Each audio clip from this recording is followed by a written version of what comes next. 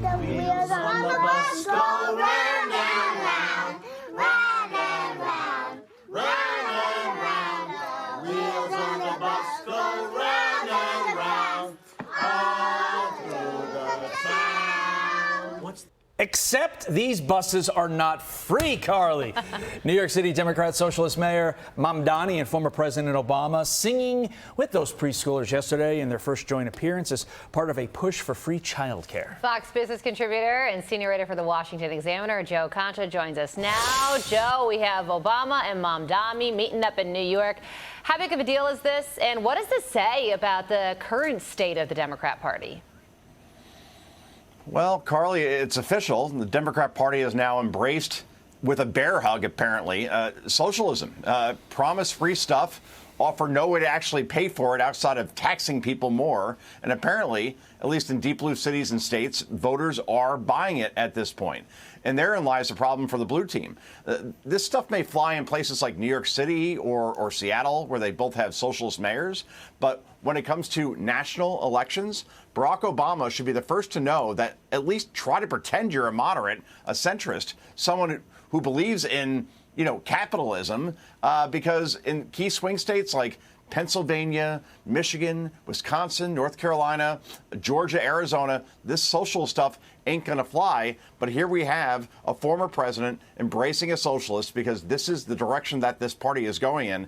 And trust me, outside of New York or Seattle, Chicago, Minneapolis, I'm not sure that this is something that the American people really want at this point, Todd. But let's get back more to the relationship between the two, because it wasn't always a bro fest.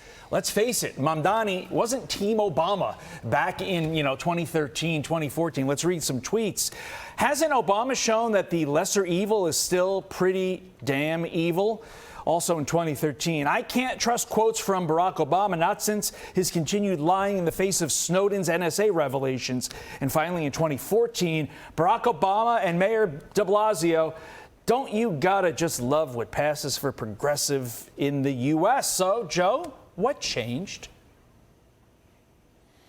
I'd say that Mamdani got elected, and I guess is pretty good on social media. So now Barack Obama is on Team Mamdani and vice versa. But in the end, look at the tweets that Mamdani, Todd, has said about the current president and Donald Trump, as far as calling him a fascist, an authoritarian, said about the New York City Police Department that they are racist, all of them, by the way, not just a couple, and that, they're anti-queer, all these things. Mamdani is a phony, completely and totally. But now that he's in power, he'll embrace everybody that he always criticized before, because that gives him more power, I think, guys. Well, Zohran Mamdani was on Meet the Press this weekend, was asked this question about socialism and gave this answer. Watch.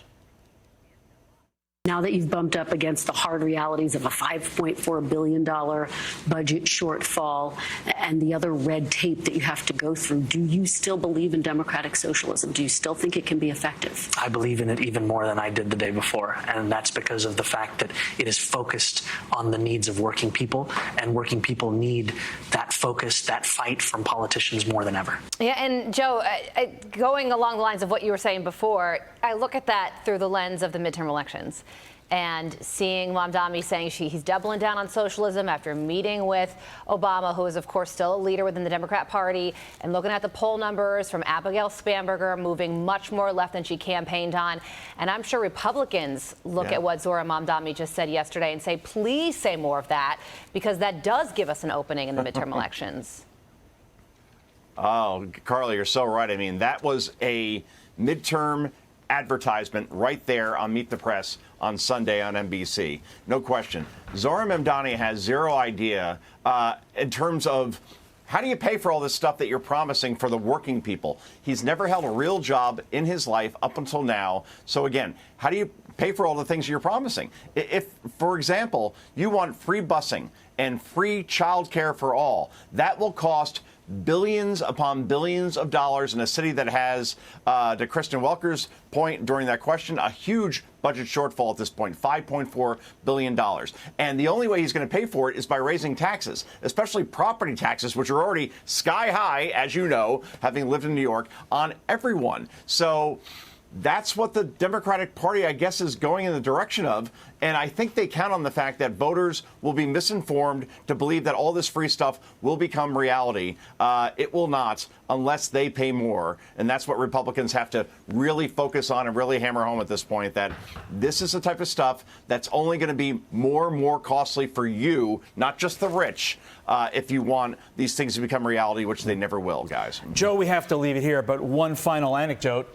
The New York Mets are 0-11 since Zohran Mamdani embraced both Mr. and Mrs. Met. Yeah. This is making its way all over social media. Time will tell if they go winless the rest of the season because of the hug, but we will see. Joe Concha, again, got to leave it there. Yeah. Thank you, Joe. Thanks, Joe. Good to see you. Be sure to like and subscribe for all the Fox News latest on YouTube and catch full shows streaming now on Fox One.